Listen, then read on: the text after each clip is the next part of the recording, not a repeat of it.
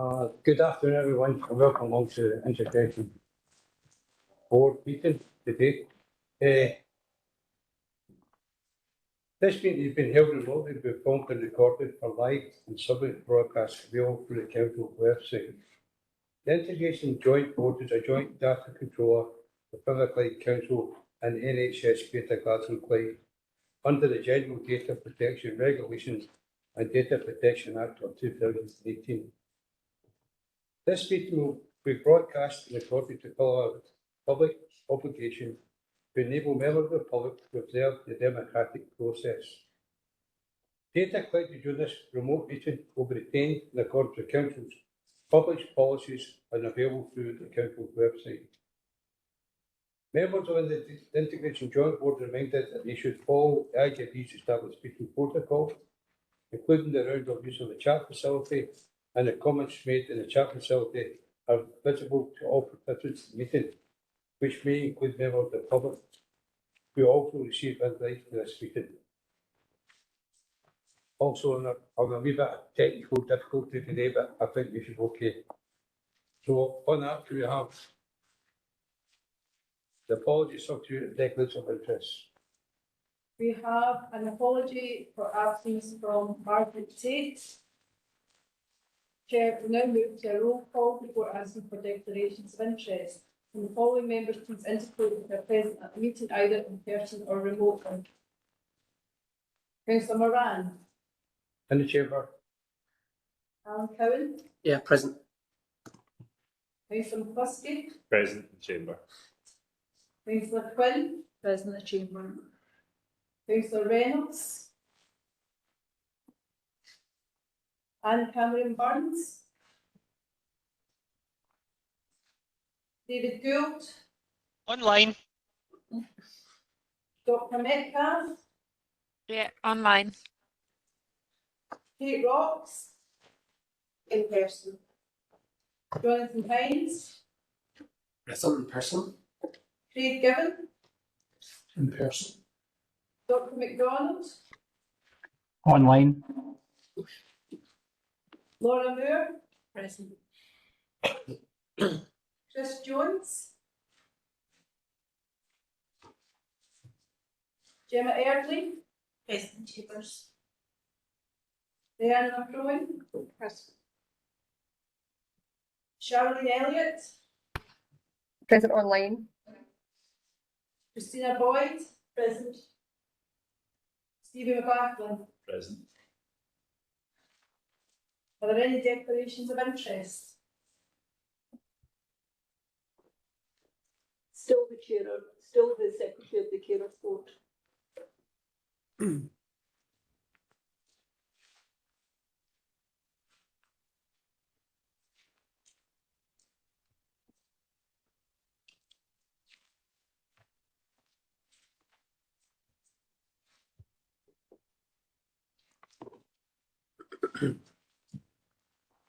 Thank you, Diane.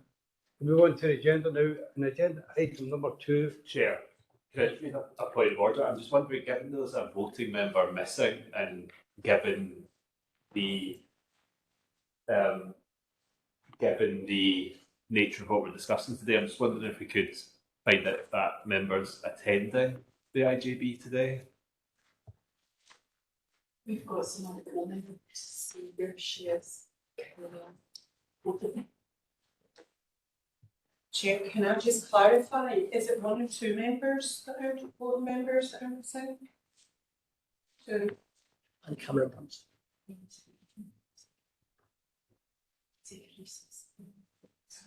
Aye. Ladies and gentlemen, under the circumstances, I'm going to take a recess to give these a member, because we have been told that they intend to be here remotely, so if it's okay, we'll take a recess for 5 minutes.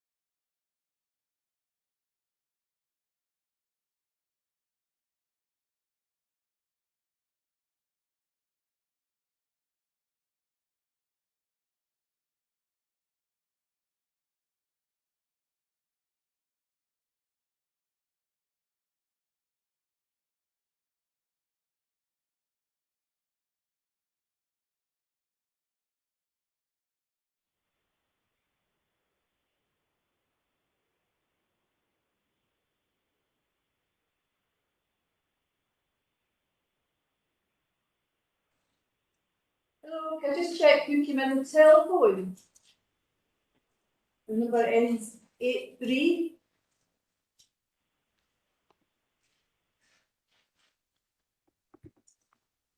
Hello, is that Councillor Reynolds?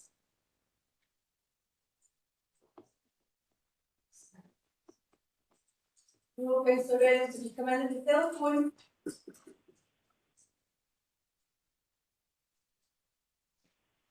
Can you hear me? Yeah, we can hear you. You're in on the telephone. Okay, I'm on my phone. I have no idea what the connection's like. I can't get on video. It's audio only. Right, it's Councillor Reynolds, yeah. Yep. Right, okay, thank you.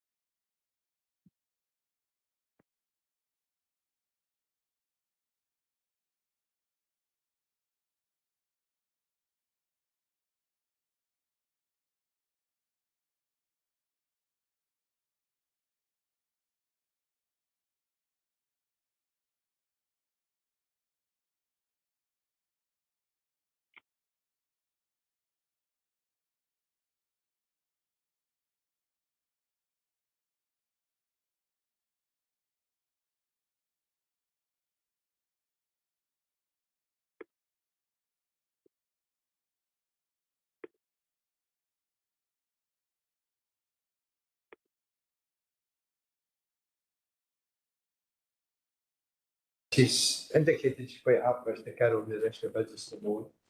So we go back to the agenda, item number 2, the Inverclyde Integration Joint Board meeting on Monday, the 24th of January. Is anyone have any business?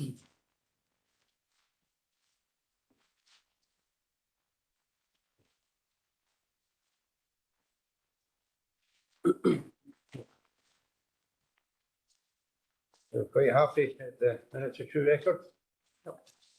Okay, we'll move on. The agenda item number 3 is the financial monitoring report and Craig Gibbons. Craig? Thank you. Very self-convenient. As at period 9, we're currently projecting an overspend of £818,000 in the overall NHIB. The social care element of the budget is projecting an overspend of £770,000, and the health budget is projecting an overspend of £48,000. Obviously, by year end, we will be using a student reserves required to bring this position back into a break-even position. So moving on to some of the main areas for this, children and families are projecting a £3.48 million overspend, mainly due to residential placements at period 9. And we're planning at this moment to use £200,000 of our student reserves to help this overall position. Jonathan, as you know, is working with the team are currently doing thorough service review in this area, and we'll be bringing this down in the future into next year. This is mainly offset by underspends in older persons budget, physical disabilities, assessment and care management, and mental health underspends. Looking at the health budget, mental health in patients is projected to be overspent by £1.766 million, and prescribing over by 1.367. This is mainly offset by vacancies across other areas in health. At present, in the health side of the budget, we've not used any of our reserves, but if required to the end of the year, we will do. Moving on to the capital position, section 4 shows the current capital position. At this point, I'm not showing significant spend to date. This is likely to be incurred next year, especially with public projects, such as a community hub capital project. Appendix 5 shows our overall earmarked reserve position. This shows we started the year with 24.262 million, and we expect to finish the year at this point £17.739 million based on current projections. As always, I appreciate this is quite a long report, but more than happy to take any questions you may have. Thank you, Craig. Has anyone got any questions for Craig? Martin, Councillor first. Thanks, Robert. Just in relation, Craig, to the community hub, it talks about the re-tender process projected to complete by the end of the first quarter. I was just wondering if that's on track and if we might expect by the next IJB to have a more substantive update on it. Alan Best. Thanks. Thank you. Yourself, Chair. On speaking with property colleagues last week, they were expecting the returns in this week, and it'll take them a couple of weeks to work through them. So I would hope that they would have for the next IJB certainly feedback on that. That's great. Thank you.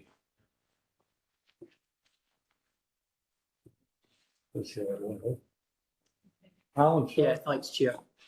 Yeah, it's just that the financial report is the end of December. We know that. We're now almost at the end of March. I'm just giving you the opportunity maybe to say a little bit about, because this is telling us what the position was at 31 December, whether there's any significant movement in the predictions you're making.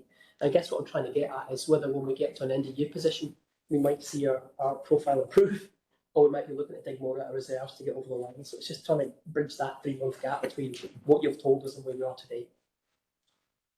Yeah, I'm happy to come in on that. We're currently working on period 11 projections at the moment, so we're not at that position to report on it.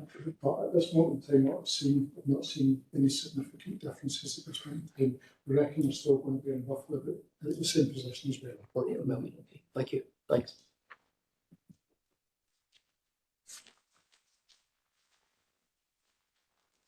Anyone have a question for Alan? Nothing online. Right, okay. You have to agree with that. Report. Agreed. Then the other report is Inverclyde IG budget, and again, it's big. Thank you very much. Straight yourself, this is the budget paper. I wasn't planning on going through a lot we've been through here because obviously we've had a number of IJB development sessions up in this point, but just wanted to highlight some of the key themes that came out of the process that we've been through in the last number of months.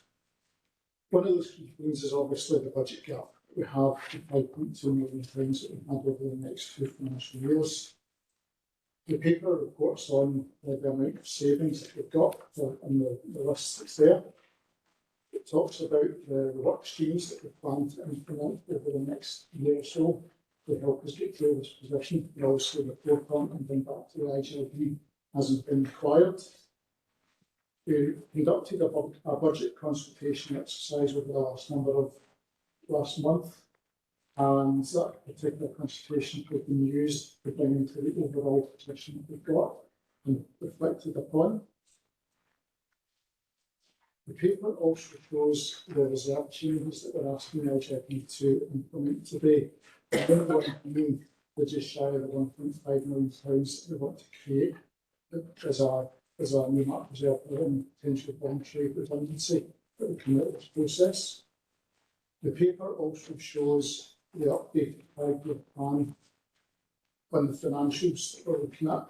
And as you can see, we're just, even if taking into account the decisions today, we're still looking at a further £7 million in the whole 5 years, in addition to the savings that we're looking at today. So it shows you the scale of the task that we're facing over the next number of years. So I'd say that probably the main highlights. At this point, I just wanted to thank primarily the SMT and all the work that's been involved in this. The IJB is part of the overall process that we've been through, and especially within the OT and payments, etc., where we are just about to get to this position. I do firmly believe that what we've got on the table today still leaves us in a strong position moving forward and allows us to make the decisions the best for the IJB. So happy to take any questions from the meeting. Thank you, Craig. Alan. Oh, pardon me, Legacy Light. Yeah, we'd love it before it. If you put your light on, it indicates you'd like to speak. Legacy Light. Everyone had to be Christina. I understand that you have done the absolute best you can. You have to produce a balanced budget, and I know that a tremendous amount of work has gone into this. I mean, we could argue all day about why we don't have enough money, but that doesn't really matter because we are what we are, and we have to deal with what the budget gap is.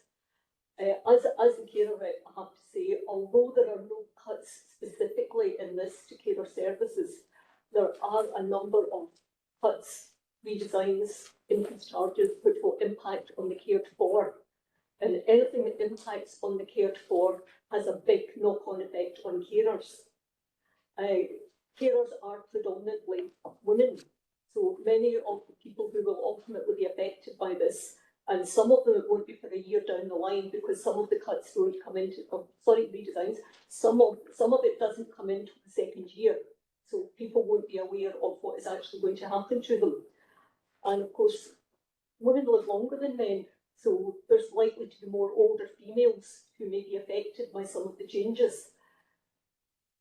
I mean, we're taking millions out of different budgets which will affect various people who are carers, self-directed support, day service redesign, anti-poverty.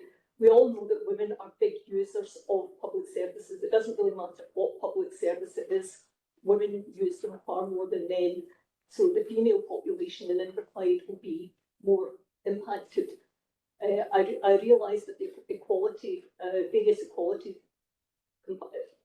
things have been completed, but that still doesn't get away from the fact that a lot of women will be impacted by this, however we look at it. I mean, redesign and modernising is good for services, there's no doubt about that, and nobody wants to keep things the way they are. But whenever people feel that a redesign maybe takes away some of the choice that they had originally, then obviously they're not going to be happy with that. I mean, I really get why you're doing this, and to be perfectly honest, I'm glad I don't have to vote in this budget. I really am. Although sometimes I complain about that, but I really am pleased I don't have to vote on this because it would be so incredibly difficult. I mean, it's the honest thing about this to say would be that it's going to have a big impact on specific groups. You're going to get some of the savings by setting up reviews. We don't know how these reviews are going to work out in progress yet because they're yet to be started and completed and worked their way through, so it's difficult to know how they'll be operationally. And as I say, I do understand why you had to do it, but I'm disappointed about basically the impact it will have on carers, many of whom are women, and I know it will have an impact on the female population, much more than the male population of Inverclyde. Thank you. Kate? Thanks, Christina. So, the decisions that we made as a senior management team are nuanced around our statutory responsibilities and duties. And within that, we wanted to make sure that people that require the most complex needs and require the care are protected through this process. So I think that it is very difficult. None of us want to be in this situation. But actually, we have to kind of think about the balance between our own workforce and the people that we care for.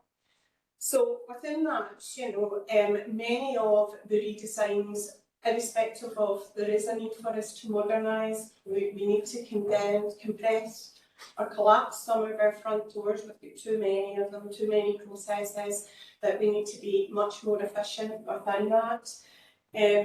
But we also need to ensure that we are fulfilling our expectations about our own eligibility criteria. I think COVID itself meant that, that we weren't looking at our eligibility criteria in the same way in terms of our statutory duties because of the impact, particularly in Inverclyde. So anyone that will be affected around any kind of review processes, it's within the legislation. It's subject to an individual assessment under the Social Work Scotland Act 1968. That person will be subject to the views and the needs of the care experience will be part of it. I do recognise your point about the burden of care lying within family members or particularly female carers. That has traditionally been a challenge for us across Scotland, not just Inverclyde. But also we need to think about what does that workforce look like and how do we provide that level of care in the future. And that we have to look at modernisation and digital opportunities within that. So I am reassured that we will come back and provide that level of updates. You know, we hope to bring a paper probably in June around a refresh of our eligibility criteria. That hasn't been reviewed for several years. I understand probably about 10 years, if not more. So keen to have a look at it and see where it sits. But some of the protected characteristics need to be part and parcel about impacts. Christina, I understand about eligibility criteria and it has to be looked at. The problem with eligibility criteria is no matter how tightly you draw it, at the end of the day, there is an element of subjectivity about it. And how someone is assessed for eligibility criteria isn't necessarily how that person or the person you care for sees it. So there's an issue around that. And the other issue around it, particularly when care is changed, is, as far as I think I'm right in saying, if you're not happy with the way your care is changed, what you have to do is submit a complaint about it. And a lot of people find that sort of thing difficult. I mean, I do understand you're between a rock and a hard place and you're doing the best you can. I do understand that. But it is going to be difficult for a lot of people. And a lot of it will be, I assess it this way, well, I'm looking after that person or I'm the cared for. I don't agree with you. And it's difficult for people in that position if they're not happy to put in a formal complaint about it. A lot of folk are they're just too scared of authority to do it. That's the bottom line. thank you, Christina. I've an indication that a few people want to speak, but the next person up is Councillor McCluskey, followed by David Gould. Thanks, Robert. I've got two specific questions, but just before we get on to that, this is obviously incredibly challenging, and I think it's challenging for those of us who are having to make decisions today, but it's also challenging for the staff and the officers who've had to put this budget together. I know that no one wants to be in a position where they're having to look at the kind of choices that are being made today, and I think I just want to put thanks on record, first of all, to everyone who's worked on this, and it has been obviously a robust process and quite a collaborative process. The financial background in this is very challenging, and I think the more we go through this process, the more it feels like we are managing budgets that have been delegated to us that are kind of ever dwindling or more and more stretched. I'm struck by the fact that on the council side of this year, that 30% of the council budget is now going towards health and social care, which I think, in terms of the health board region, is certainly one of the higher ones. There's some councils I know that are in the low to mid-20s. More and more of our budget is going on health and social care. At a time we're obviously on council budget terms, it's stretched. On the health side, again, I'm a member of the health board. I don't blame the health board, but the health budget is reducing this year, and we can see that in the health board papers from last month, where 222 million is being removed from the health board budget over the next year, 5% saving. So I think on the background of those challenges, the work that's been done by officers to try and make this all add up is very welcome. But that final page of this report scares the living daylights out of me. Just to put it very bluntly, we have struggled to close the financial gap this year, and it's and there's a lot in here that relies on savings and work streams that are going to have to be thought about over the next year or two. But the kind of gap that we're talking about closing in here by the time we get to 2027, 2028, 2029, I don't see how we do it under current resources unless there is more funding available for us further down the line. Because I think it is either more funding or it is services being cut to a point where some services just will not be sustainable or safe. I think we're still well within the limits of being sustainable or safe at the moment, but I think if we're talking about removing the levels that are in this final page of this report, it really does concern me, and it's not something that we are ourselves, I think, going to be able to manage. It requires support from elsewhere and support from the government. The two specific questions are just on, firstly, on the work streams that are contained in the report. There's obviously a lot of these work streams where there is work to be done over the course of the next year or two. I'm just wondering if either Kate or Craig, whoever's most appropriate, could maybe just give us a little bit of assurance around how the reporting will come back to the IJB on those savings work streams, and how we will have an opportunity to kind of feed into that or assure ourselves of the process as we go forward over the next year. And the final question I've got is just around staffing and liaison with our trade union colleagues around this. I think, you know, the thing that gives me more confidence in this budget is that we are managing to get this budget through without the kind of impact on staff that we're seeing in other parts of the health board region. It still is very challenging for the individuals involved. You know, 22 redeployments, 32 in total affected. So I'm just wondering, could you just tell us a little bit more about how we will be supporting staff through that process? Because it will be, even if your job is secure, but you're being redeployed, that is still a stressful process for people to go through, and it would just be good to understand how we'll be supporting staff through that. And I would just like to say finally, you know, on this budget today, the reason, and Christina kind of alluded to it, those of us who have to vote on this, these kind of choices weigh heavily on us, but that's what we're put here to do, is to make these decisions. And if we weren't passing this budget today, it ultimately puts the services that we are providing as an HSCP at risk. And that is the reason why I am supporting it today, because there are thousands of people out there in the community who rely on these services, and if we weren't to pass a budget today, their services would be put at risk, and the support that they receive would be put at risk. And I would just, you know, I would like that to be noted in the minutes, if that's possible, because I think that's probably something that a lot of people feel today when passing this budget. Thank you very much.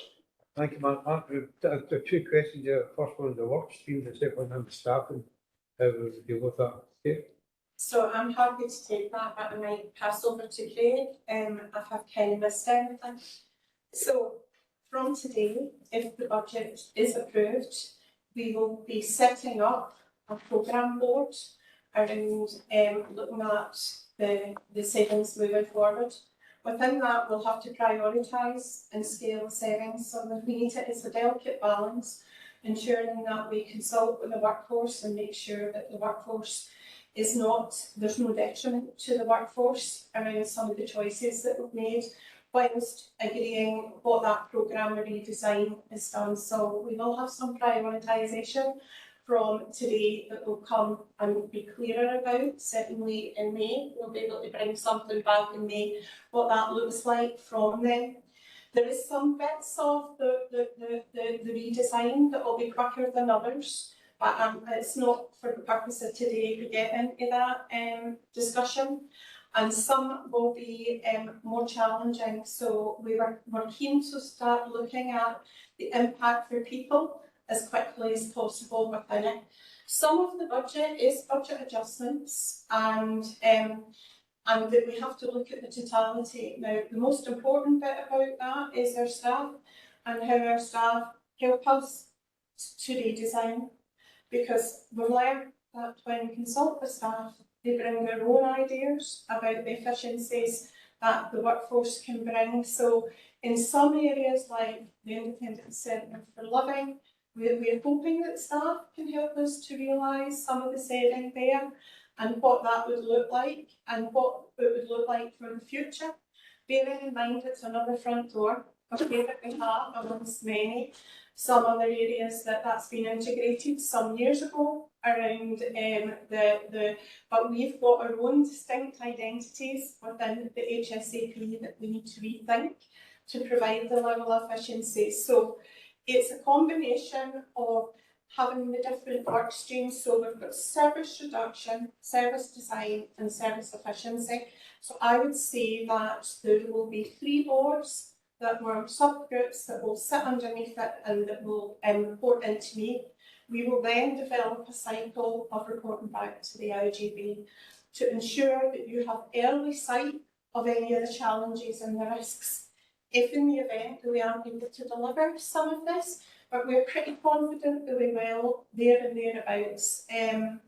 Maybe not in the first year. I mean, I think that we'll kind of scale the savings and reflect our priorities to begin with, but certainly the second year. We should have indication by the end of the first year, by closing next year, where we should be sitting for the following year.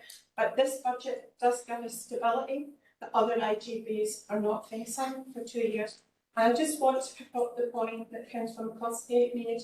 We are fortunate in Inverclyde that Inverclyde Council and the Health Board has supported us. So we are just considering the demographics, the population demographics, able to kind of recognise the support that both Council and NHS have given to Inverclyde and the HSCP.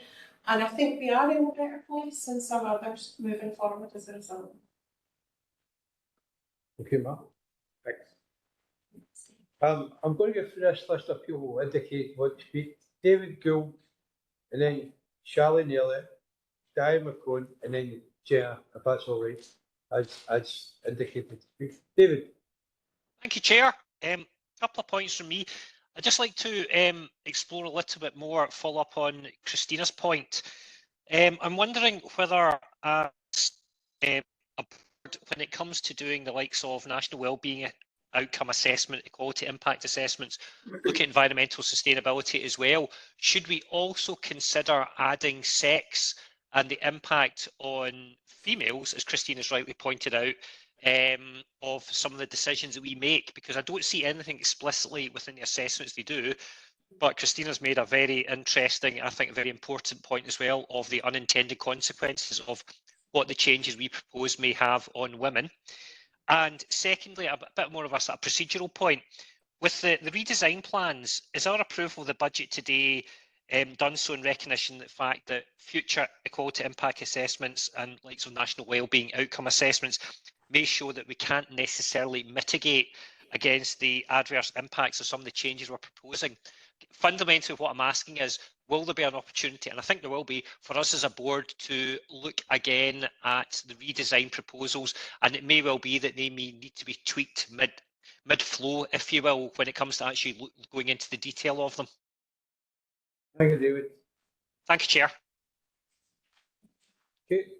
If I just come back in, that you're correct, David, that the EQIA process identifies gender as a specific issue, and that's things that we're mindful. Traditionally, this is not something new for us around where the burden of care lies, and we will have to take that into consideration when we make that decision. The EQIAs does pick up gender or considers the impact of gender, but there's other features within the EQIA as well that we need to take consideration to, particularly visibility, which is a significant issue for us within a health and social care partnership. Thanks, Kate. I hadn't appreciated that, but that's reassuring. Thank you. Charlene Elliott. Charlene. Thank you, Chair. Like Christina, I'm a non-voting member of the IGIB today, and I realise the difficulty that's facing members that are voting members today. So my first point is really to thank officers for such a comprehensive process going through this budget. Like others, a lot of this has already been said, that a lot of this is inevitable, that savings do have to be made, but there will be some unintended consequences here in terms of the pressure that this may place on some third sector organisations who will deal with the impacts of this as it filters down into communities. So I'm looking for some reassurance from officers that that consultation process will be extended to third sector organisations that may be impacted by the proposed cuts, please. Okay. Thank you, Charlene. We will work with the third sector to look at the impact, bearing in mind that we would be wishing to ensure that the people with the greatest needs are protected through this process. Charlene? No, thank you, Chair. That's helpful. Thank you. Diane? Hi, well, I have expressed my concerns before, but I think it still needs to be said. Some of the scale of these redesigns is huge. The review of the advice services, albeit looking at the front doors, is something like 40% of their budget. We've got a very good department there. We're talking dismantling it basically, and presumably looking for some sort of third sector cover.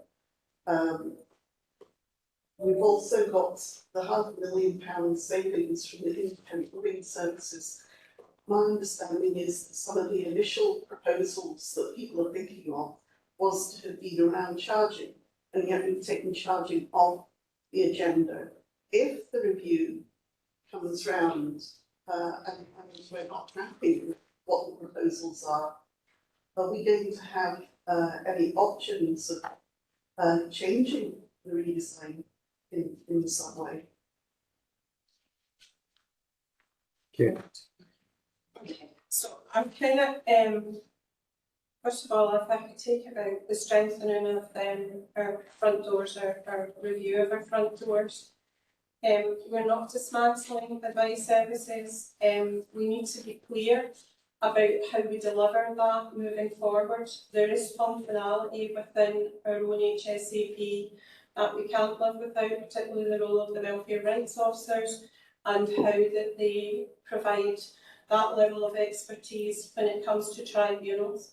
But we also know that we need to ensure that we've got an army around how we ensure that people get money advice across the board. So we've got a workforce that touches the most vulnerable and the most disadvantaged workforce across Inverclyde, and we need to develop that capacity much wider. And part of the redesign of the front doors will look at what we need moving forward. There is no suggestion as part of these cuts, our savings, that we'll be bringing in another third sector provider. We would be keen to look at that, but not necessarily around a replacement for advice services, but about the functionality of other third sector provision in providing the people of Inverclyde advice out with money advice issues, because we know that that's a challenge around providing some kind of advice around even housing, legal services advice. That there's a restriction and the danger is that the funding isn't always available out there through the legal aid board anymore to get that level of legal advice. And we've seen situations recently across the board, and members of the IJB where people haven't been able to access legal services. So we would be keen to look at it from a social justice point of view. You pick up the independent living services, the scale of the savings in that area constitutes 10% of the budget. It's a budget primarily for physical disability. We can actually think about some of our processes and how we do things efficiently, or much more efficiently, and we haven't made particular views and where that money will come from. That's why we're hoping to work with our staff who've got the knowledge and expertise, and charging wasn't part of the independent centre for living cohort, it was separate from that, so I hope that clarifies.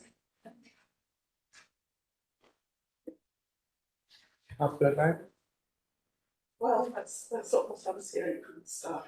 That's it. Jenna?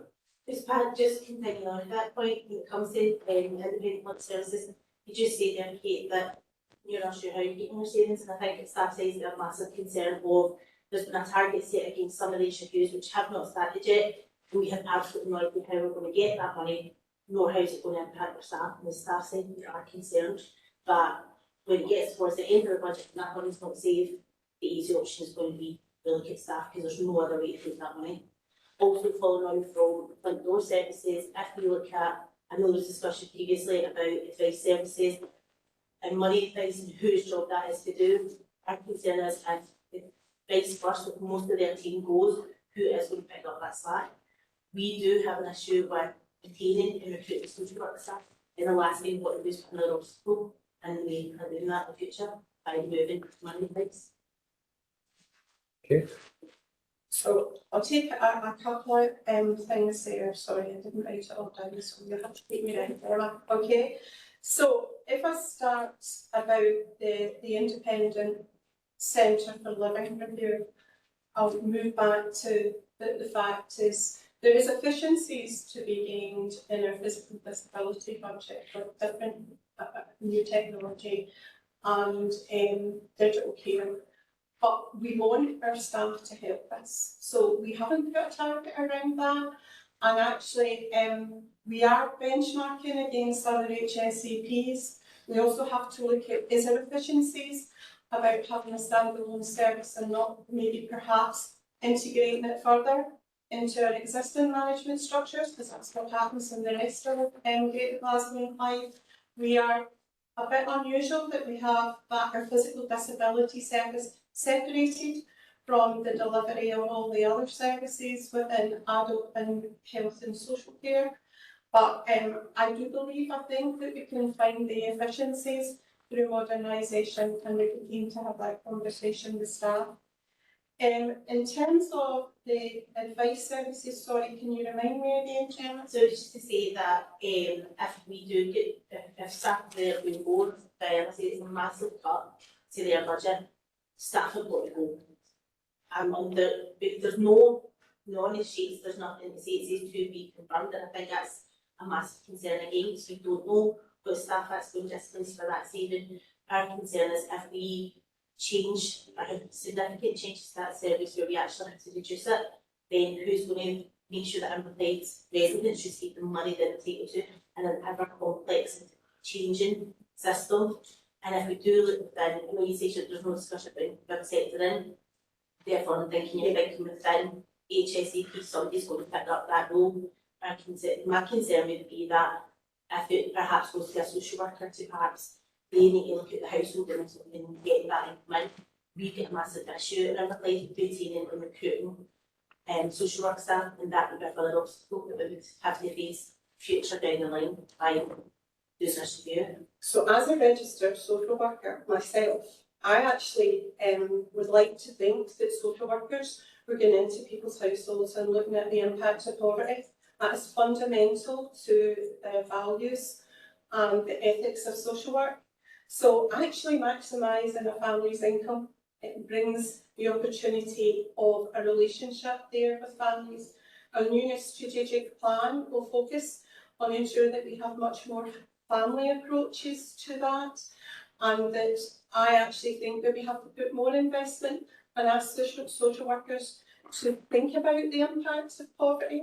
And I think that it is income maximisation. There will be expertise still within HSEP to help our social workers to do that, but we have to look across the board, because it's also, we need to challenge our commission services to do the exact same.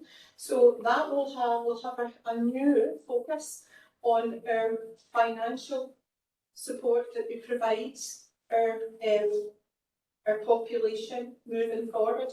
Now I know that the issue around the recruitment of the Chief Social Work Officer, I'm not going to come into this space because I'm not the not the recruitment of the Chief Social Work Officer, we've got one, but the issue of the recruitment of social workers, I'm going to kind of ask the Chief Social Work Officer to come in and make that comment about our recruitment and whether it would impact on the recruitment, if that's okay.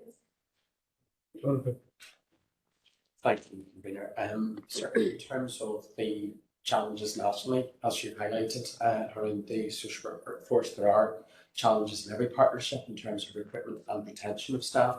And I think considering our local position in that, we are in a developing and improving position both in terms of our ability to recruit to vacant posts, but also through schemes like Grow Your Own, where we're recognising, and the Chief Officer's report will touch on this later on the agenda today, looking at our paraprofessional workforce and the commitment to offer upskilling, and also in terms of the work of our training board and the Crossland Learning and Development team, which includes a focus not just on the protected first year for newly qualified social workers, but also looking at the skills development for our more experienced staff, which obviously supports retention as well.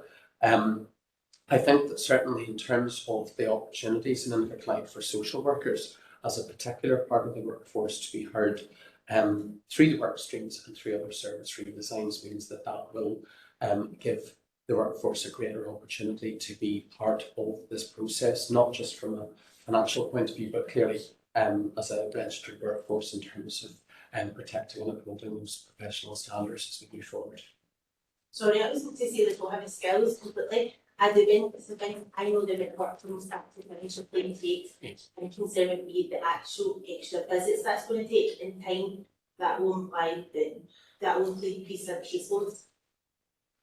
That was a concern I had, is obviously if they've got child protection and stuff, that would take priority. It's just the extra take to see benefit going through start to finish would be obviously an added impact. Unfortunately, I don't appear to be able to get my microphone on. No, okay, system.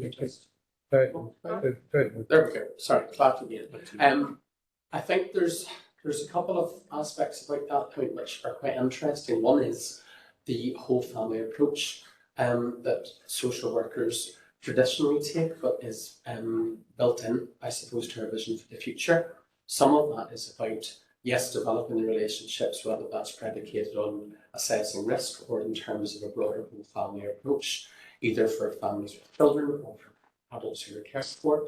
There's also something that I'm particularly mindful of about the footprint of different bits of our service going into individual families. And I think that from a relational approach, we would be keen to support that being a smaller, more efficient footprint where people don't have to tell their story or different versions of the story to different people going in. And I think Kate's point's absolutely opposite in terms of income maximisation being quite a traditional aspect of fundamental core social work. And by maximising the income of an individual or family, it really is a way that supports the development of those trusting relationships as well. So it's not about, for me, as Chief Social Work Officer, having the concerns about a particular additional demand on the workforce. We would obviously be supporting them in terms of their skills retention and development, but it is also from the service user's point of view about managing that footprint in a way that's as effective and focused on positive relationships as possible. Thank you. Christina, Martin, and I would just like to ask a question about workstream reports. Obviously, they'll be coming to the IJB. Prior to that, will they be going to the strategic planning group? Because sometimes it can be useful for things to go there first, and usually they do, but I'm just not sure would there be sufficient time. And in terms of whoever it was mentioned, the EQAs, I read through all of the EQAs, and they were filled in by different people. It's clear some of them had different ways of looking at it. That's the best way I can put it. So I'm happy to take away your suggestion about strategic planning groups, because the impact of the savings will impact on the delivery of our strategic outcomes, but appreciating that the new strategic plan will give us a bit more clarity about aligning our activity to our plan and ensuring that we've got the outcomes that are aligned, and the budget is a primary consideration. So I wouldn't want to commit here. I want to go away and think about it, because I do think that the danger is that we get bogged down in the detail of work streams at the strategic planning group without focusing on the activity or the work streams that's needed to do to shift where we want to achieve, and we develop the data set and the outcome framework for it. But I think that it would be good to get a bit of thinking about that. Just saying. Martin? Thanks, Rob. It was just to observe and then just ask a question. I think even from Gemma and Diane, Christina, I think this is one of the benefits of this board, is that we have the voice of the workforce and the unions, the carers around the table, and I think that's why it's so important. It's good to hear confirmation that we'll be getting reports back on the savings work streams, because I think also having the input from staff side, trade unions, carers reps, etc., through that process is really important, and why it's important it comes back here. But I just wanted to pick up briefly on something Gemma said, which is just around the staffing impacts. I was just wondering if we could, for the benefit of anyone that maybe hasn't, not in this room, but maybe hasn't read the full paper, just to confirm that there's no compulsory redundancies as part of this process. No, it's voluntary severance and it will be targeted at our front doors. Okay. Thanks, Chair. So I'll try not to repeat what I've heard already, but I'll start with a repeat. I mean, the first thing is that this is not an easy process. I think everybody that has got a stake in this understands that, and I think Martin put it quite well, so I won't cover that. I think also that we mustn't forget in our discussion, we have an obligation today to pass a budget. Whatever we do in the next 20 minutes, half an hour, we must come to a point in the afternoon we need to pass a budget. So we must keep that firmly in our mind. And I recognise as well that there are a variety of either interpretations or opinions about what might or might not be happening downstream. And I think that's probably normal when you've got a wide range of work streams that are some really well thought out, some less so, but we're fairly clear we need to do it. So I would just ask people to, I wouldn't say trust the process, but live with that at this stage. There's a little bit of tension there, I get that. I think the process of getting proposals must always be officer led. I don't think that should be the business of the IGB. It's right to scrutinise those, and we've done that over now 5 development sessions. But in essence, it's for us to get the officers to bring proposals that we think are realistic, fair, and actually achievable. There's no point in having some stuff that we all think we can't deliver. So we're now on session 5 of this, which I think shows us strength. We've gone through this since the early part of January. We're now at the back end of March. And along the way, my recollection is, I've been involved in all of them, chaired a couple, is that some of those have either refined, they've moved, or they've changed, or they've actually dropped. So that shows a little bit of a strength of, I guess, both the voice of stakeholders and, call them voting members, other members in the process.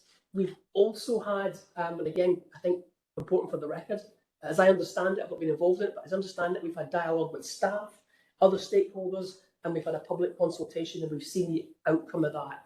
And I would hope and encourage officers to continue that dialogue down through the next 18 months or 2 years. I think that's a given. I'm getting a nod, and I know that we as a board will want to hold you to that. We haven't just had one shot at this and said that's what the public think, we'll move on. We'll need to constantly, I think, refine and adapt and play tunes on what we think we're doing based on what we're hearing, what we think is realistic. So sorry to go on, but I think that's the backdrop to all of this. I think there are 2 important things for the board downstream. I think the first one is, and I think Councillor McCluskey Matt hinted at this, the first is the risk to delivery. These are big asks of an organisation of this size because we're in the position we're in. But I have to say, I sit in Glasgow's IGB and we're nowhere near under the same pressure as some other organisations that look like us. They're a big organisation, but there are even bigger asks of their resource budget and their service delivery budget. So we're a better place, a different place to other organisations that look like us. So for me, the first thing is the board needs to keep its eye on the risk to delivery. If you vote a budget today of these sorts of changes, 2.5 million one year, 2+ million the next year, and something like 7 million looking out, we have to have a process that we understand that allows we as a board to latch on to where the risks are likely to be in delivery from the early part of the next financial year, and understand that along with chief officers, financial officers, and maybe be able to change our mind, because some of these things actually might deliver more, some might deliver less. So for me, risk is really important, so we mustn't lose that point. So that's the downside. I think on the upside, we've had a long history in this community of looking after the stewardship money given to us by other organisations relatively well. But, and this is a downer, but we are drawing all too regularly on reserves to get over the finish line and put the ball in the net. And that, I think I said at a plastic development session, that cannot continue. That is the bank of last resort. So we've got to think now with, I think you told me there was 15 million starting the year, something like that. we really need to start to think about how we can do two things. One is deliver what we're trying to vote on today, but also deliver on our in-year budget pretty much on numbers. And if we're constantly drawing 0.8 of a million or a million or $1.5 million out of that, you can all do the sums. It won't take you much to eat up that 1.5, 15 million. So the two things I put to the board, because I'll be debating by the time you get onto this, don't lose sight of the risk of delivering these measures over the next 2 years, and be prepared to challenge officers to convince you that the risks are manageable. And I think the second thing is, don't rely as heavily as we seem to have done to buy ourselves out of the bill by pulling on reserves. I think those are critical to you, we as a board, making sure that we can deliver this in a way that's fair to the community, fair to the staff, and actually fair to the resources that the two organisations have given us. I think those for me are the two big things that I would ask folk to think about, ponder on. Thank you. I will be voting for the budget. Anybody else online? Yeah, it was just to say, it was just a point of clarity there. Just the overall budget gap for the next 5 years, if you include the 5.2 that we're asking IJB to vote on today, is actually about 12.2 million, because 5.2 million for the next 2 years and a further 7 in the last 3 years. So the total amounts to 22 million. That's big. Don't see anywhere online. I think, just looking at, sort of pertinent points here. This, to pass the budget and the start of process, there will be ongoing transition for staff. I think that made clear. Also think the thing I'm quite content about is there is no compulsory businesses. And to achieve that is quite an achievement, So on them 3 points, I'm quite contented. So the end of the day is the recommendations are there. I don't know if we need to vote this. So no. Let's confirm that there's no amendments to the proposal, the recommendation. So is there no amendments? I think it's fair to say the pass it today. The recommendations are notes the contents of the report, notes the anticipated funding of 73.74 million from the Inverclyde Council, notes the anticipated funding of 135,566 from Greater Glasgow Clyde Health Board, which includes 35.398 set aside. Authorise the Chief Officer, delegate authority to set the formal funding levels from the Council and the Health Boards. Agreed in indicative net revenue budget of 73.74 million to the Inverclyde Council and 136.33, including set aside budget to NHS Greater Glasgow Clyde, and direct this funding to be spent in line with the strategic plan. These figures reflect 19.15 million resource transfer from health and social care. Approve the savings budget adjustments detailed in 4.5, 5.2. Approve the reserve proposal identified in section 6 and as shown in appendix 6. Authorise offers to issue related directions to the Health Board of the Council in appendix 5A and 5B. And approve the updated financial plan contained in appendix 6. Do you happen to agree with that? Great. Thank you, Lloyd.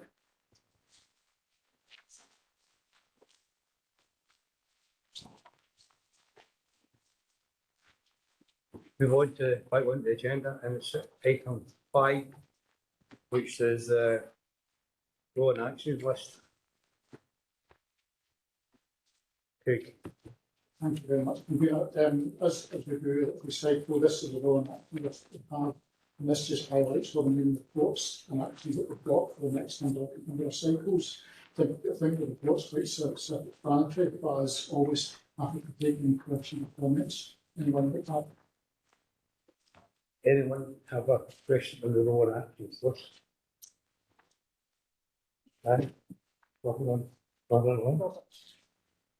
Thanks, Chair. Yeah, minor points. I think a couple of things. The last action, I think, relates to all the proposals that we had. If we closed that, it wasn't closed here, but that's clearly going to close. That won't continue. I guess the one I've got is that, and I know why this occurred, we've got actually the back brief on the joint inspection coming in May and June. We don't need it in May and June.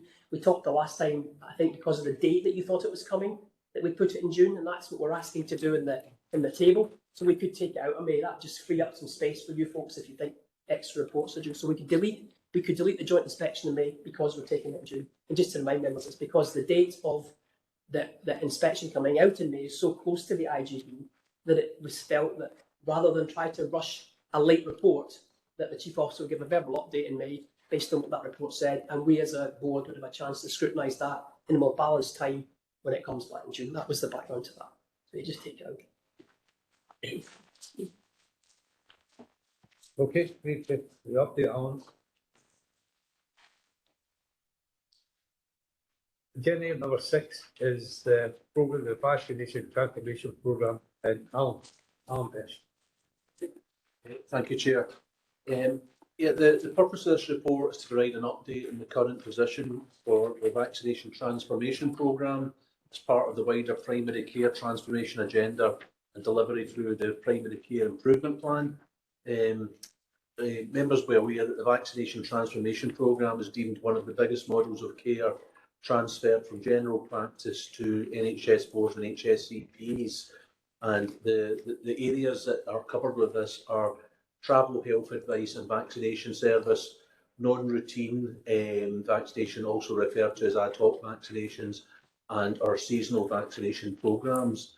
I'll just very quickly go through the three areas. In terms of progress on the travel vaccination programmes, the level of activity in Inverclyde averages about 18 travel risk assessments and 25 travel vaccinations per month, so levels are not high. The service originally was to be provided by CityDoc, but they withdrew from the contract in April 22. July 23, apologies, and then there's now the responsibility of NHS Glasgow and Clyde Travel Health Contingency Service. In terms of non-routine vaccinations, these are adult vaccinations which are sometimes required where an individual has perhaps undergone surgery in terms of transplant, chemotherapy, or have been exposed to a bloodborne virus or a human dog bite. We know that in Inverclyde that averages around about 20 to 25 requests per month, and we now have an allocated appointment slots within each month within the normal local mass vaccination clinics, which can accommodate these appointments. And we also have an agreement that if there's for any reason there's a bit of pressure on that and there's an emergency vaccination required, it again can be accommodated within our own vaccination clinics. As always, non-routine vaccinations for household and care home patients are administered by the HSCP housebound vaccination team, and they are currently supporting our community that are unable to attend the larger clinics. We continue to push forward with our seasonal winter campaign, and we have some figures here in terms of COVID-19 updates in 6.2 and 6.10 in terms of the influenza update. Inverclyde is on par with other HSCPs, but as always, there's areas of improvement we can work on. I think it's fair to say in terms of some area of vaccinations, we still want to push for our community the values of vaccinations, which there's a well-proven track record of the benefits of vaccination against both COVID-19 and also influenza. And we'd also like to still encourage health and social care colleagues to continue on the uptake of vaccinations when they're available. Members may have seen some of the recent media boards that were again still pushing vaccinations for our community and the benefits for them. So in terms of the paper, the IGIB is asked to note the progress of the vaccination transformation programme and the ongoing delivery through the primary care improvement plan. Happy to take any questions. Thank you, Alan. Thanks, Robert. Thanks, Alan, for the update. It's useful, and it's particularly useful just to see the non-routine vaccination stuff in there for that to be resolved positively. I just wanted to ask a couple of questions just about the uptake of vaccines, particularly among frontline healthcare workers and social care workers. I know this isn't an issue exclusive to here. I've seen the data when it comes to the health board, and I'm always struck by the fact that healthcare workers and social care workers seem to have a much lower rate of vaccination. I'm just wondering if yourself or colleagues might be able to give us some insight into what's driving that, why is the uptake so low, and also what can we do to try and, more than we're doing at the moment, to try and improve uptake of especially COVID and flu vaccines among our workforce. Thanks. Well, thank you for that. Yeah, you're quite correct. We would like to see an increase in health and social care workers in terms of vaccination.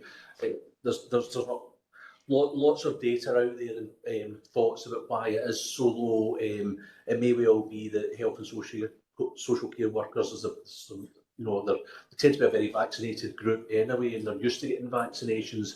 We do try and make vaccinations as available as possible. We do have the mass vaccination clinics, but we also, in terms of care homes, put on extra clinics there and focus and target around making vaccines available to workers whilst they're at their employment, because sometimes it's difficult for colleagues to get away from their work.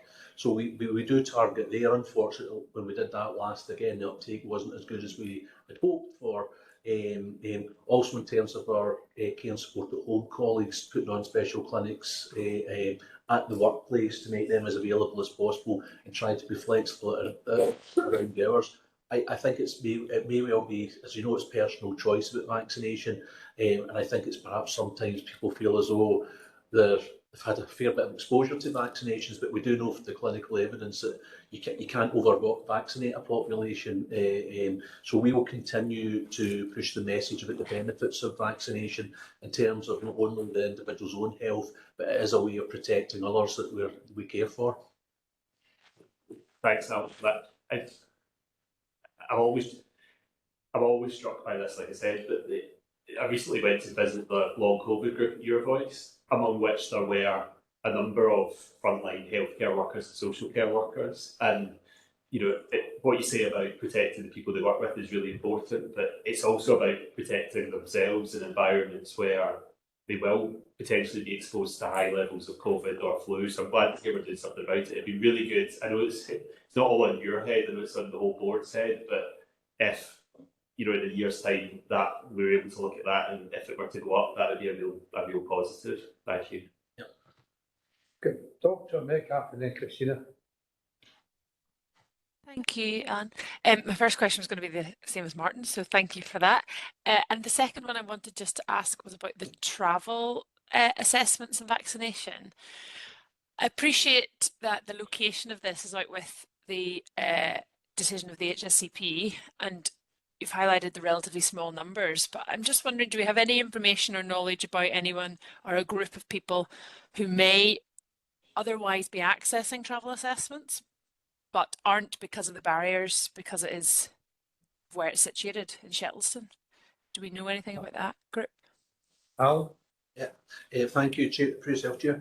I'm not aware of anybody that's ever that has, asked for a travel vaccination but is unable to travel to actually receive it. And in those cases, we would look to see what the alternatives would be, whether or not it could be arranged through our housebound team. But I'll go back to the team and pick up on that data. But I'm personally not aware of anybody that's been unable to travel to receive the vaccination at the other centre. But I can certainly look into that. Okay, thank you. Christina, followed by Dr. McDonald. Christina. I'd like to echo what Martin says. To be perfectly honest and not to mince my words, I'm appalled at how poor the uptake is amongst frontline social care staff. Not only are they putting themselves at risk, but they are putting the cared for and the carer at risk into whose homes they are going. And they really need to think again. I know it's personal choice, but when you're involved in a situation like that, and that's the type of work that you're doing, you really need to consider things very, very carefully. Just as a matter of interest, and I know this isn't really our bag, why did CityDoc pull out after just about a year? Have we any idea? Yourself, Chair. Sorry, I'm not aware of that. Certainly something I can look into, but I'm not privy to that information. Dr. McDonald? Hi, it was just to, I suppose, just to reassure a little bit. Christina commented there about, you know, the uptake. I think just to say that the frontline healthcare workers, as far as I'm aware, that data doesn't include contractor groups, so that doesn't include general practices and their staff. So the rates amongst GP surgeries and their staff is generally very high, you know, sort of 90+%, and certainly within in Port Glasgow Health Centre at the moment, the rates are certainly at that sort of level within GP practice staff. But because we employ them directly, they're not NHS or council staff. They don't get reflected in these data. So it's just to sort of reassure that the rates at the front line, certainly in the GP surgeries, is very high. Thank you, Dr. Donning. That is very reassuring to the rest of us. Alan? Thanks, Chair. Yeah, I guess it's building on this discussion we're having, and it's just trying to think beyond the headlines that I'm hearing. And Alan said that, and I've no reason to doubt this, that our achievement here, particularly with these two groups, is broadly in line with Scottish average, which the data tells you. I think you also said it's broadly in line with most of the other HSAPs, which doesn't surprise me. But it does lead me to think that if that's the case, and if the resources and the will were there, rather than trying to fix this just in Inverclyde, it seems to me that we could do a 1-for-6 approach. And if all the chief officers got together and said, look, why don't we try and have a campaign next year that we're not doing each in our geographical areas, but we're doing it once, and we're doing it based on the usual set messages, and to see if we can improve the uptake broadly over the entire region rather than just over Inverclyde, because the effort to do it is the same, but actually it would be a 6th of, because we're doing it once rather than 6 times. So it's whether there's anything more we can do, really. Yeah, thank you. So there are national campaigns, Alan, that are exactly for that. Encourage health and social staff, and we actually pass them amongst us and make sure that they have got out in bulletins and things. But there are staff who still choose not to go for it, and I think there's also something about it's quite difficult data to capture, because you might have your vaccination done in where you live, not necessarily through your work. So those numbers are probably lower than where we're at. But I just think it's just worth mentioning. So I just wanted to come in here. So I will show up in City of Glasgow. I will not show up in Inverclyde. So depending on where your GP is registered, that's where you show up. Now, that's not a complete explanation for Inverclyde, but we do have people that work in HSEP that do not live within the boundaries. So I think everyone recognises what Laura has said. It has always been a really difficult thing to capture, and it's something that is evolving around what we do. We are very supportive. I did ask, we were one of the only IGBs that we did ask that HSEPs that we had bespoke clinics, that here we will continue to do that because of the demographics that we work with, because of the poor health outcomes in our own workforce and beyond. But there is a bit about, you know, challenging some of the assumptions out there around the impact for immunisation. And, you know, we've seen that report on television, I think recently, that someone had been vaccinated hundreds of times and it had no impact on them. So we will continue to pick that up as part of our winter planning arrangements. Thank you, Chair. No other questions. We're asked to note the contents of this report. Agreed? Agreed. Agenda item number 7 is Macmillan Improve the Cancer Journey in Allen West. Thank you, Chair. This report's to update the Integration Joint Board on the development and progress of the Macmillan Improving the Cancer Journey, ICJ, following its commencement on the 1st of November in 22 in Inverclyde. There are currently just under 3,000 people living with a cancer diagnosis within Inverclyde, and the Inverclyde Improving the Cancer Journey it's funded and supported by Macmillan Cancer Support, Scotland and Scottish Government.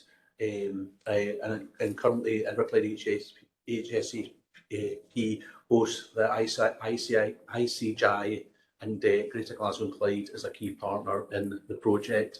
Your Voice Inverclyde were commissioned to implement and deliver the service on behalf of Inverclyde. The Inverclyde Cancer Journey sets out to invite all residents of Inverclyde with a cancer diagnosis to complete a holistic needs assessment and develop an individual care plan that includes carers and family members, to provide a named wellbeing practitioner to support the individual person, their carer or family members affected by cancer, to facilitate the delivery of effective and integrated health and social care support solutions based on individual needs, and finally, to demonstrate the case for our longer-term sustainability of the service through performance, outcomes and reporting. In November 2023, Inverclyde Macmillan Cancer Journey had its official launch held at the Beacon Arts Centre and was well attended.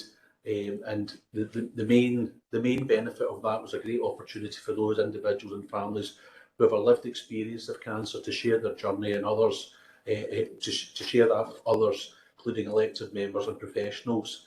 These individual stories were powerful and indicated the impact that cancer has had on the individual, but also on families and carers, relatives and friends and work colleagues. The IGIB is asked to note the impact and progress of the Improving Cancer Journey project in Inverclyde through its first year of implementation. And the IGIB is also asked to note that initially the project set a minimum reach to target 22 unique newly diagnosed service users accessing the service each month. To date, the service has exceeded this target each month in its first year. The combined annual target of service users was set at 264, with the service exceeding this by 389 people with a cancer diagnosis in the first year. Happy to take any questions.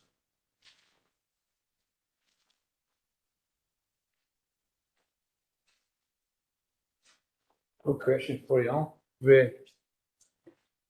asked to note the content to the report.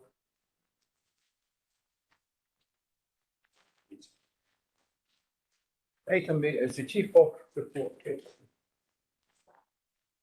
Thank you, Chair. So I'll just take you briefly through some of the reports. So we can see that there's 6 things we want to talk about, which is particularly around the Grow Your Own scheme. We've further developed our approach in that area, and that we put much more formal processes around the scheme to ensure that we grow our own social workers within Inverclyde.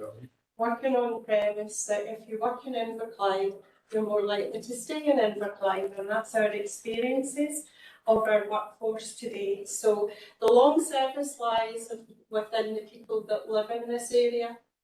And actually we needed to recognise our expertise in our paraprofessional groups, which is in many respects our social work assistants, our money advice workers, anyone, our residential workers, our daycare officers that live in Inverclyde. So there's an opportunity for people to go forward. We put out a note of interest to see what the scope of the interest was, and we got 50 people that were interested back. And so in our year 1, we will be providing up to 6 candidates to undertake the social work qualifications. That will help us to rethink about what that workforce looks like in the future. We know that if you're a registered social worker and you undertake that role, you're more likely to do many more jobs that require registration than a paraprofessional, where they're actually limited. So it's consistent with our redesign principles about strengthening the social work workforce as we move forward. Our first group of candidates will commence their studies in September 2024. They'll remain at their work, and so that we're hoping that we will support them in-house and when they're on placement. And we hope that we will start seeing in 2 years' time, the outcome of this scheme. So this is in addition to our master's scheme. So I actually think that we will be in a much better place in that workforce. And I just would want to say something, because this is Audrey Howard's last IGB here today, and I would just want to thank Audrey for doing all the work here around you growing your own, and particularly with Audrey being a social worker of what, 36 years, okay, that she felt this was really, really important to ensure that we've got a workforce for the future, bearing in mind the national crisis that is going on in social work. And I do not see that changing immediately with the introduction of the National Social Work Agency or the National Care Service. So it was at our heart to ensure that, she's not looking at me, at our heart to ensure that that workforce was strengthened moving forward. The next bit, just to say, is the joint inspection of adult services. I'm not going to go into the detail. The final report is in 7th of May. The last 8 weeks, probably more than 8 weeks, 12 weeks has been incredibly challenging, bearing in mind that we've had the 7th proposal to progress here, plus in the first inspection, joint inspection for mental illness within Scotland. So the level of challenge for the senior management team has been incredible. But we are near the end of the process, and we will have a meeting on the 17th of April will there is a likelihood that we will see a draft report or certainly get a feedback at that stage. We will not be given the opportunity to change the report. We're only allowed to look at the report for points of accuracy. So hoping to kind of follow the timeline that's outlined here. Next bit is delayed discharges. You can see that despite some of the challenges, and we've got incredible challenges about recruitment and retention, we've seen a 15% increase in our referrals over this period of time, but we're still kind of trying to delivering pretty well within the context of a very challenging set of circumstances, national, not necessarily just for JJ&C. So one of the things that we've seen arising is adults within capacity at our front door, and what we've seen is much more complexity in our hospital situation as a consequence, but in no way are we in the same place as other HSCPs. And also we've got our legal processes are pretty well in place for people that are delayed around adult within capacity with court dates in place. Okay, and just a note to the employee award ceremony, for people that were at the IGB, that were part of it, it was so heartening, despite some of the challenges that we're dealing with, that we've got a workforce that remains committed and driven by values, and that was very clear on the day, and certainly IGB members were given the opportunity to come along to that day. And just to say, our strategic commissioning plan, all I would say is that we're making sure that we're trying to align this plan with our other plans. So the danger is that we have 4 plans that we are probably more than that we deliver as an HSCP, but actually our mother plan needs to be the strategic plan, so we're aligning that and ensuring that we're strengthening that to be representative of both health and social care in a way that perhaps at times haven't always been representative, and it's much more focused on our inequalities and some of the challenges around our health inequalities and our social inequalities within Inverclyde, and that 90% of when we went out to consultation would agree with our 4 priorities, because we felt that we wanted to take it from 6 to 4 so that it could be absolutely driven around ensuring that we were aligning our financial priorities, our commissioning priorities and our operational priorities, ensuring that it was representative within our strategic commissioning plan. And last and not least, I had the opportunity to be interviewed by the DHRC, European Human Rights Commission, around some of the learning as part of our chief officer across Scotland in terms of the IGB our compliance. And actually, I think that the feedback was very positive around some of the work that we've done in Inverclyde to ensure that equality issues remain at the heart of all of our decision making. So happy to take any questions. Christina, then Martin. Kate, I noticed that you mentioned in your report about kin care.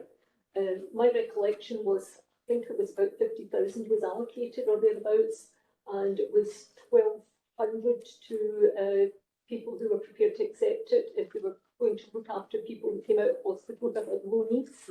And you mentioned that the uptake was low. How many? I mean, how low? How many people have actually done it? We're going to bring a report back, but I actually think that perhaps that some of the media response, and particularly the conversation, has about families also. There is actually been some feedback straight away around the social media. It still remains an option, but we are going to bring a report back. And it will still remain as an option because it's a legitimate option. Not everyone gets out of hospital has complex needs. And actually we are reliant on families, that's why we've put a big section on our own strengthening families. And lots of families step into that space when we can't deliver on it. So it's only right that we support it. But it has been disappointing, but I have to reflect on some of the social media as came about, and it wasn't as positively reported as we had hoped for. I would just like to say, you wrote that it was low. For you to write that it was low, you must have had some indication of numbers. I haven't got the exact, but it will come in the report, but my very able head of health keeps me up to date because I ask about it all the time and it remains low. Martin, then Dr. Metcalf. Martin first. Thanks, Robert. It's just a question around what you put in the report, Kate, about care homes declining people due to high levels of complexity. I'm just concerned about that because we all know that a lot of the people who are ending up having to go into care homes that are, it's often very complex, and if we've got a high number of care homes that are declining people because of complexity, like that, I could see how that could lead to the greater problems down the line. I'm just wondering if maybe we can just have a little bit more information about that, how we're dealing with it specifically. Alan, if you're going to take that question, how also are we supporting families in those situations if people are, it's obviously terrible for the person who's stuck in hospital, but for the families who are maybe trying to find a more permanent match, how are we supporting them through it? Thanks. Yeah, thank you, Chair. Yeah, obviously it's about every individual and their assessed needs, and what we find perhaps in some cases maybe somebody's under 65, and that sometimes limits the number of care homes that are actually registered. And it's about just working with the assessment of the individual with the care home about, is there any additional support needed, maybe equipment, or in terms of staffing levels. So it complicates the situation, but I'm glad to say it's a case of just working through that, keeping the service user and the families up to date. But it may well be that perhaps in terms of choice of care home, the initial thought of a care home may not be available because the registration doesn't meet that individual's need. We still work towards making sure that folk are within their own communities and are kept in a local community. Where that's not possible, we put a lot of time and effort working with the families and carers and the individual themselves about getting the nearest sort of establishment that can meet their needs, hopefully within the local community. It's extremely rare that we need to leave the boundaries of Inverclyde, and it's even more rare to even leave the boundaries of NHS Glasgow and Clyde.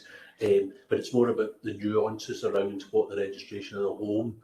But that's what our colleagues in both health and social care do, is about making sure that the best outcomes are achieved for the individual. Dr. Metcalf.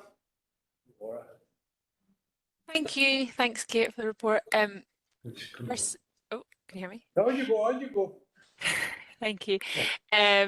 Just firstly as well, the Grow Your Own scheme. I think that sounds like a really excellent scheme, and keeping the interested workforce and helping them develop. So I look forward to hearing how that goes over the next couple of years. Just around the delayed discharges in the report, and kind of leading on from the previous question, but in terms of the increase in referrals that we've seen compared to last year, and to me, an increase in almost 15% the same period last year to social work referrals seems quite a lot. Do we have any sort of idea of what might be underlying that compared to last year? Thank you. Kate. So can I pick up two stones with one bird? I don't know if that's the right, or one bird with two stones. So can I come in around the adult 65 population? So that's a theme that's coming across in the NHS GP. So Glasgow experiences and difficulties, and that's about the complexity. So that's the same question back, or response back to you, Becky, is that we're seeing complexity coming through the front door, and very many more complex needs. And usually we would manage by virtue that we're asking for social work intervention and not for our social care workforce. That would suggest that it's much more complex and people have got much more complex situations that we're having to deal with. Sure. Just to go back to the care homes, but if Yes, that's sure. just there's quite a lot of significant amount of work going on in the Care Home Collaborative, which is our team across GTC who are in support of care homes. So we've got that specialist team. So there's a lot going on in terms of education. So to work with our care homes to actually make sure that they're able to look after those that they have got in already who are getting increasingly complex, but also to try and help them prepare, because we are seeing that increased security which is affecting the care homes. We've also got Club 5, which is part of the collaborative group, which we actually host Inverclyde.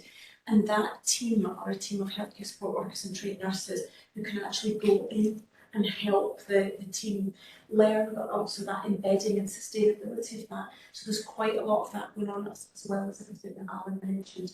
And our big push with education has been to try and make it local, so that we're actually able to get more and more staff at the training and to do some of the education in the care homes. And again, we've been working with our in hospice recently on that. And we're running a couple of sessions now, but it's been really effective. Thank you. Anyway, can I maybe just say a few remarks regarding Go Your Own? I mean, when we were advertising for social care workers, we were telling them it's the start of a journey, a career, and this is a tangible thing that you're saying now. It's not all talk, but it's a route for you to be in one, because I've spoken to a lot of people who may be young and not so young, who thought they'd missed the opportunity, they thought they'd missed this chance, and we're giving them a second chance here. I think it's a fantastic thing we're doing. And I see we've got our friends from Inverclyde homes here, and they are already saying, but they start a lot of apprentices as well, because they think, aye, if you grow your own, they come to our community, never likely that they want to stay here and work here. So I think it's a great development, and well done to the staff for bringing this forward. So, Kate, that your report over. Any other questions, Kate? Okay. Item 9 is the Integration Joint Board Audit Committee of the 25th of September. Thank you, Chair. Sorry, too Go. quick. Thank you, Chair. Apologies, Chair. I was too quick there too. The minutes are as found in agenda item number 9. I don't propose to talk to those, other than I assume members will have already read these, and if they have any questions. What I can do though is talk to the audit committee, which we heard preceding this meeting as well. I'd just like to thank Councillor Quinn for stepping in at short notice to chair, as I was unable to attend in person due to a personal matter. In terms of this, what we discussed today, I'll give a brief update on internal audit. We examined best value. We looked at the annual statement, which measures our activity against these 7 Audit Scotland themes. Now, this followed on from an internal audit report in best value that gave a very strong positive opinion, but identified that collating evidence was the key to delivery. So the committee were asked to review and comment on the draft statement in the weeks leading up to the meeting, and we were content with the evidence collated by management. The second point that internal audit looked at was with regards to the integration scheme review. That's following up on the 21-22 annual internal audit report. Now, work is actually approaching completion on the integration scheme. This has been a long-standing item, but is very much dependent on our partners in both the NHS and the Council to get this over the line. The management were hopeful that we'd achieve this by the 1st of April. There's a small question mark over it. We have very much made positive progress on that particular area. In terms of external audit, we have 5 outstanding actions remaining, although none of those are due for completion until the 30th of June. That covers things like risk management strategy, longer term financial planning and review of standing orders. We also had a discussion of the planned development session for the committee on audit matters. However, that was necessarily delayed because of the budget process. So that will be rescheduled as and when there's a convenient date for us to do that. So it's certainly not been forgotten about. We also reviewed the risk register. 2 risks have been de-escalated since the last iteration. One was financial stability. The risk there has been downgraded.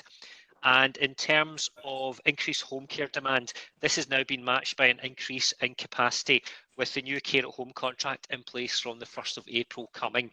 So that's 2 risks de-escalated. 2 new risks to draw to your attention. One is in terms of National Patient Safety Alert on beds and trolleys. This is a UK-wide issue. It's not specific to Inverclyde, and that relates to health and safety challenges in terms of kit that has been issued to members of the community. And there's now about 3,000 patients potentially affected by this. This is a serious matter. There is a risk of death or serious injury. However, work is ongoing on that, both at a national level and within the organisation. The other risk that has been added is the availability of RSL housing at the time of need. Now, that will be tackled with the new housing strategy upon which work is ongoing. 2 final points are, as a committee, we're responsible for maintaining an overview of progress with regards to the IGB directions which we issue. At present, there is nothing to escalate to the board at this time.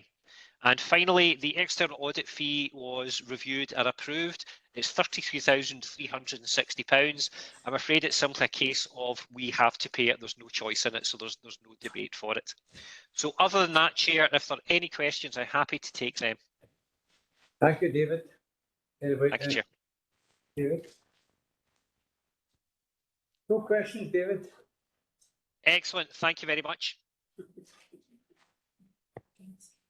I'm going to move into private session. Any member of the public will have to leave because they're in the appendix, which is item 10 on the agenda. So can I move the resolution to go into private session, please? Any member of the public?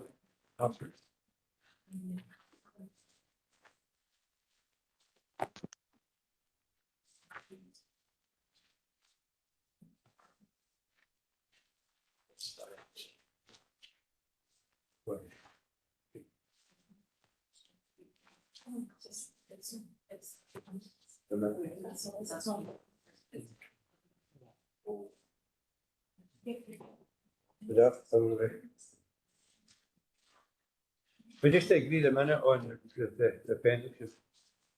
Okay.